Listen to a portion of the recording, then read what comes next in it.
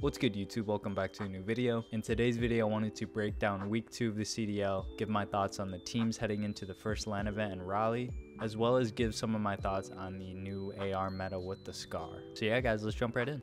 So as you guys can see on your screen here are the standings after the second week of the season, and obviously the big thing everyone is talking about is the 8-way tie between teams 3 through 10. Obviously they're all tied 2-2. Obviously, you know, Optic maybe should have 3 wins, 1 loss, but you know, we won't talk about that. Hashtag SAE. But yeah, guys, like I said, just wanted to give kind of my brief overview of kind of how the first couple weeks went, each team going into the first event. Obviously, the viewership is really good. I think I saw a tweet somewhere right around like 149, 150 was peak viewership between the first and second week. So obviously that's a huge W for online qualifiers. I can't wait to see what it is on LAN for the first major and eventually for champs.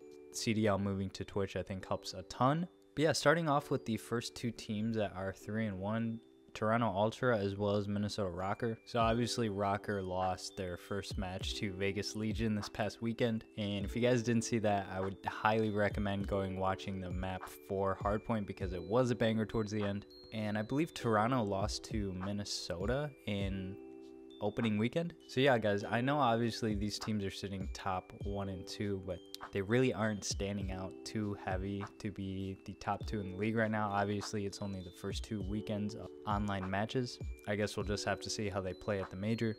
Moving on to FaZe, I think this is another team that has been very underwhelmed given the circumstances of dropping arguably one of the best ARs in the league for maybe on the same level, maybe a little worse, AR and Slasher. So again, we'll just have to see what these guys bring at the major, but thus far been pretty underwhelming from this Atlanta FaZe roster. And this Boston team is right around obviously all other 7 teams in the league, but kind of right where I put them at, you know, during the preseason, kind of around that top 5 to top 8 mark, kind of what they were sitting at last year.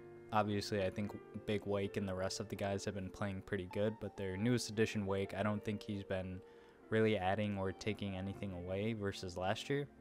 Thieves obviously beat the boys this past Sunday in a kind of grueler. I wouldn't say it was the cleanest series out of either team. Obviously, I know the Thieves won, but they did lose to Florida and one other team I can't remember off the top of my head right now. But yeah, I do think this game favors a lot of their playstyles more than the slide cancel era, so I'll be excited to see what they bring to Raleigh. Same thing with London, starting opening weekend off 2-0 and then losing 2 matches this past weekend. And Thieves in London will actually have tiebreaker match. I believe this is going to be on LAN because as I'm recording, all the players are flying out tomorrow, so I think they would have had to have it today if they were going to do it online. And moving on to Optic, obviously losing to Thieves this Sunday. I think there's numerous things that we can improve on, but I think our respawn has been pretty poor the past couple matches. Our S&D has looked great. Just kind of surprised that we're looking stronger in S&D than respawn. That gives me hope because I think respawn in general is easier to kind of look back and improve on. LAG in New York, honestly these squads have been very underwhelming. LAG needs to drop the trio.